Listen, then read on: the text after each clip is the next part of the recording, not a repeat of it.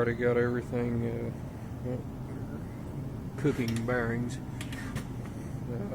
Set about 350 degrees. That'll heat them up enough where they'll just slide right on these this shaft here.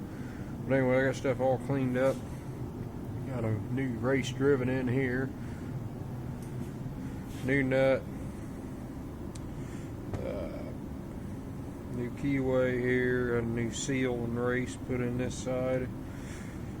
Can't hardly get that race dug out, so I went along with the welder on the old one. Just welded the inside of the race, and that thing, you know, when you do that, they just fall. They fall out about that easy, about as easy as I dropped it.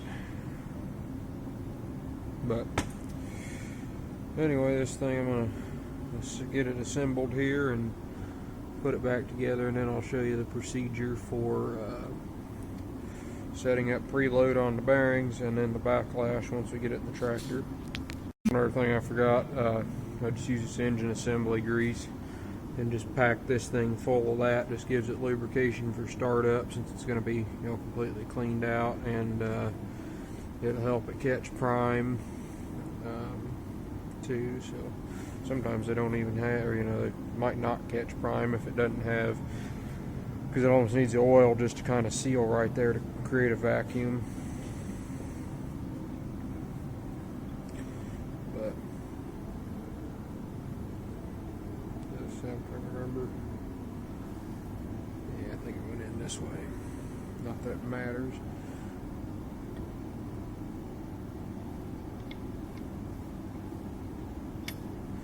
That goes in there like that, and then this I just take and just get that out of it. Yep, I'm gonna have to come up with some more of it. Alright, this thing's kind of a pain in the butt to mess with, but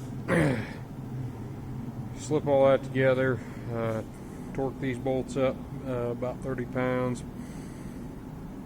You got to put this shaft in this piece and then put the keyway on before you put this into the housing, because the keyway won't go through that seal that's there.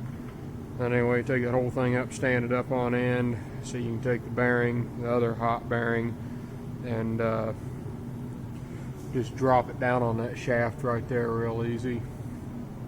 But anyway, that's 1.5 inch nut in there, and you got to use 1 inch drive socket, because that's the only thing that goes over this shaft right here, so it's kind of unhandy. But what you do, you take that and you set that up, and you run that in, and you'll have to tighten it in because it's got to push that. You slide the bearing on, and then you take a hammer and this and drive the shaft back just a little bit so you got some end play in there, and then you start tightening that nut up until you only got like 1/1000th end play, which is after about the 5th try I finally got it. Got just a little bit of end play, and that's what you want. And you know, there's slight grooves cutting into this gear, so you can't, you know, you got to make sure you're not turning it, because the gear can adjust the needle a little bit. But anyway, once you got that set, just swing this up out of the way for a minute. And I don't have a 3/4 to 1 inch adapter, otherwise I'd put that socket on this end, but luckily they put a hex on this end of the gear here. And then you got this little 1/4 inch beam style torque wrench, and you're supposed to take a torque reading, a rolling torque reading, and see what that reading is when it's turning, and then I'll show you what to do here on the rest of it. But actually, first, what they said do, you got to spin this thing over at least 7 times, because that gets the georotor into each of the grooves in the outer piece, in case there's a piece of dirt or something in there. You know, just make sure there's not going to be anything interfering with the what I'm trying to say, anything interfering with the rolling torque reading here. That ought to be enough. Spin this around and get it out here where we can do something with it.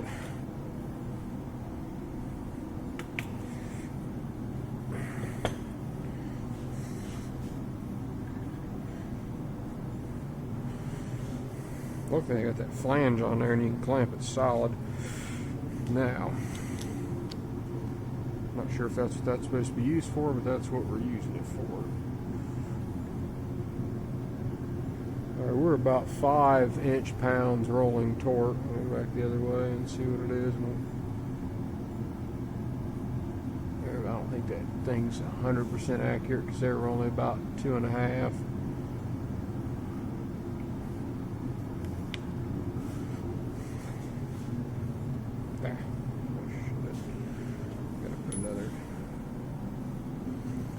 Put another nut on there.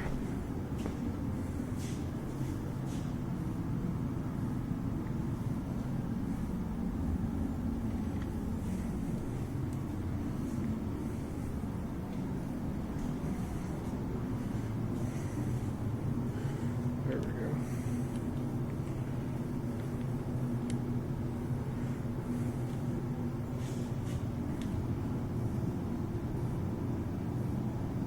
Yeah, there were about, depending on how fast you go in, about 4 to 5 inch-pounds. Stupid thing, I gotta tighten that up.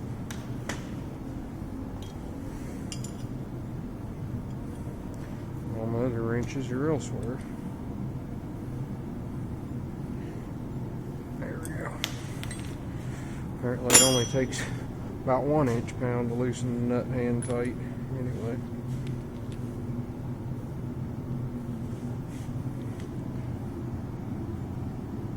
And we're a good 2 inch, 2 to 3 maybe.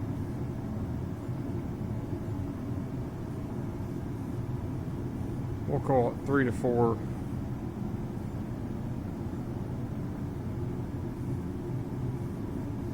We'll call it 4 inch-pounds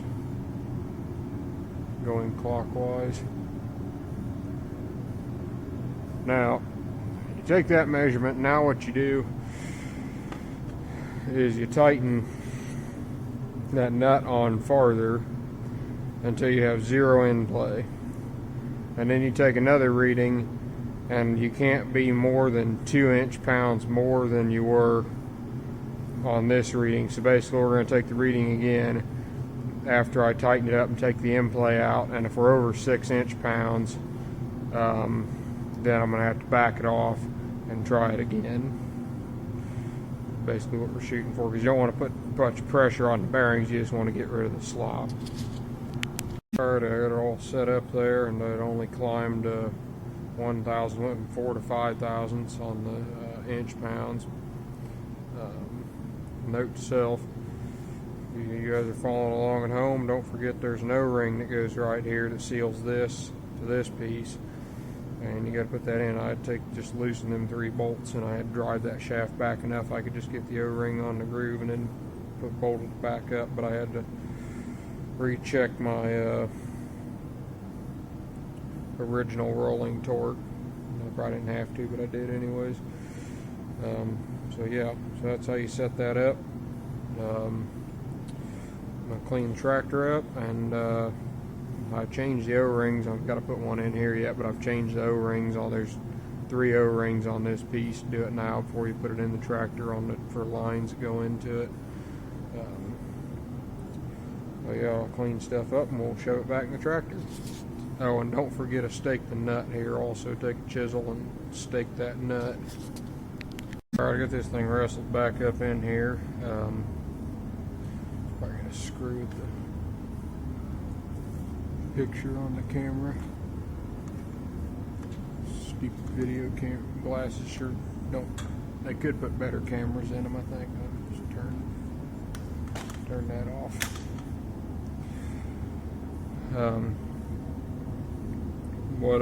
I put the same amount of shims back in it had.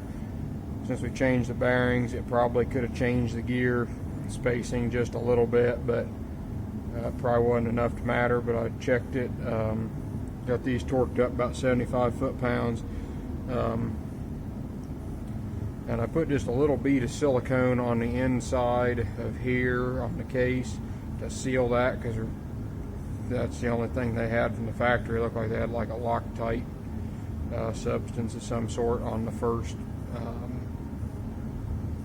first shim, but I put the silicone in the case there. But anyway, we're got this back here, and we're going about 9 to 10 thousandths on the end on the backlash on the gear, which what that means basically the one gear stays stationary, and that's just the the amount of play you got in the teeth. So, and the spec was 6 to 12, so we're in spec. So we're going to leave it there, and everything else just kind of bolts back together here. But yeah, I want to show you this here. This has got this feed tube for the main hydraulic pump. It goes like that. Goes from the filter housing. We're replacing it. That's a new tube because the old one, this end, it's not too bad. I guess it's here. We've had this leak on the 255. It's got the same tube, and we've had to replace it, and this one's getting a groove wore in it where the O-ring sits, and so it might not seal up again when we put it back together. So, and the same thing, we're going to replace these two tubes here because they're getting a little bit of a groove war. Not as bad, but they I have heard of these cracking before, so we're going to go ahead and replace them. But I want to show you this here on putting O-rings in with backup rings. I always put the backup ring away from the pressure, so the pressure is going to be on the inside of the housings here, and put the O-ring here, and then the backup ring here. And these backup rings are actually directional. They've got they're slightly beveled on one side, or kind of got a little indentation on them for the O-ring to sit in like that. So you always put that towards the O-ring. I always just put them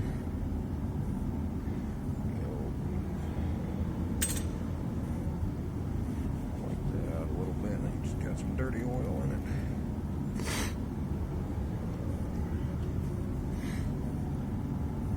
These things are, sometimes they go in good, sometimes they don't.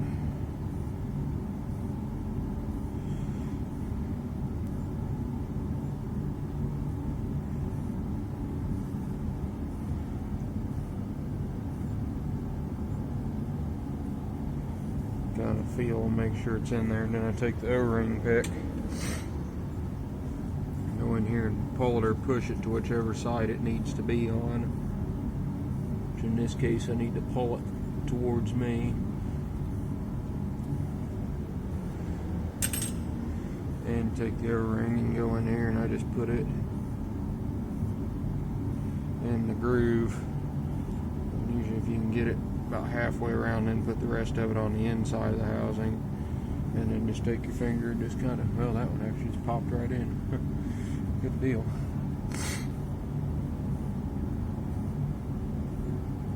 Make sure it's sitting good, and there we go. And then I'll put a little lubricant on it to put it back together, put the hose back in there, and then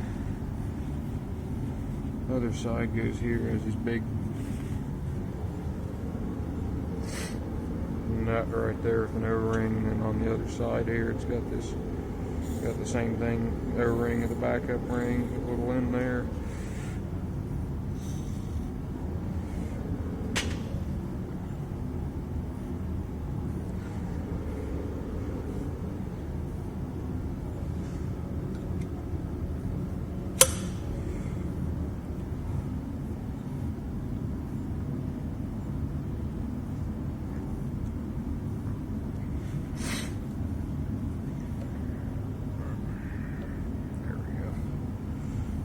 Kind of work that in there until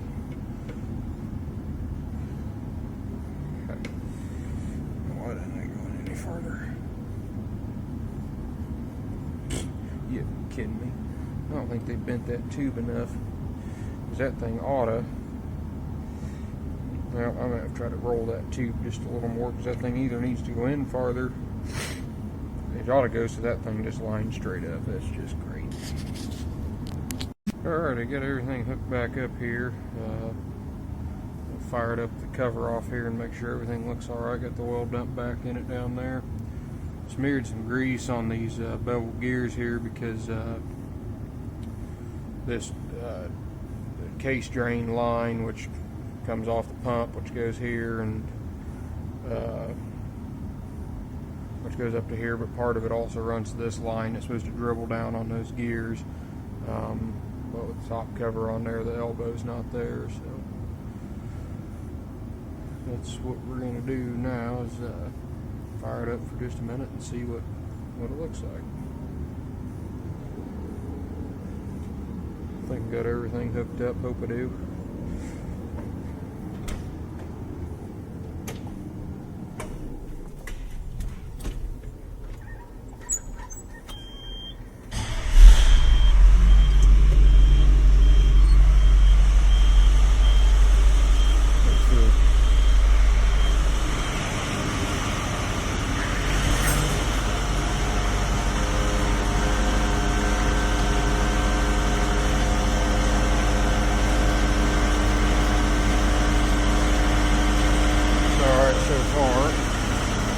Lube lights go off. Yeah, must be pumping oil. Yeah, we are, because there comes oil out right there. You see it running out of here, and it's running out of here too. Whoa, we got another problem now. I hear oil. Alrighty, I forgot to stick these two return lines back down in here. They started puking oil out on the floor once it caught prime, which probably didn't lose a quart of oil, but sure looks like a lot more once it gets on the floor. It'd make a beach under the tractor, but that get it cleaned up. But I think everything looks alright. I'm going to start it back up and let it run just a little while longer and make sure everything else looks alright. But so far, so good. I'm going to fire it up here and make sure everything seems alright. Get it outside.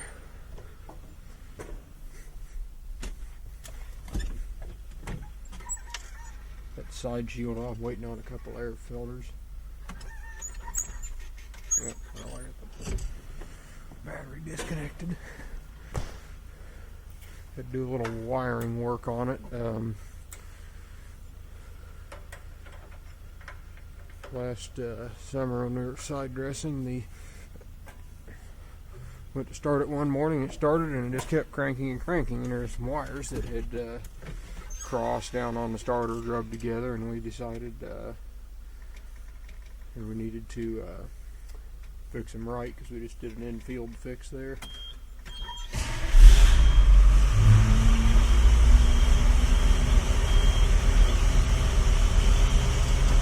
Here are the lights.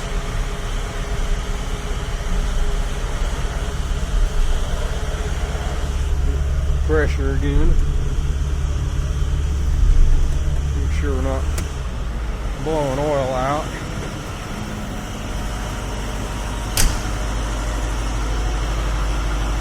Nothing's dripping too, or nothing's dripping, so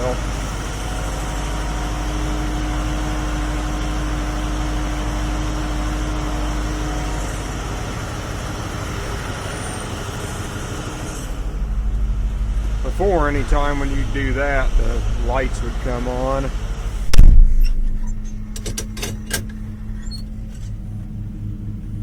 See a lot better without that fuel tank, but we only run about 3/4 a day without that fuel tank.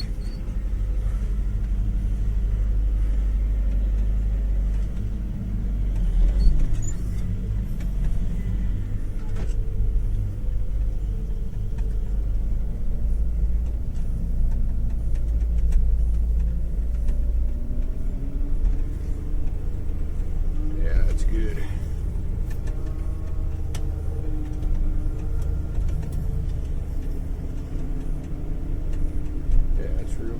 Oh, there's a, I bought that the other day, or last week, 32-foot International 490 disc.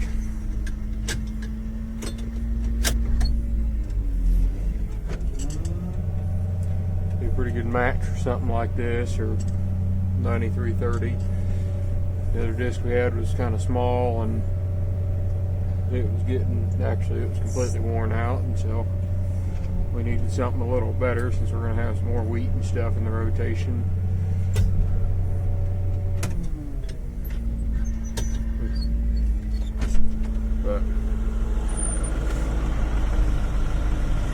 good. The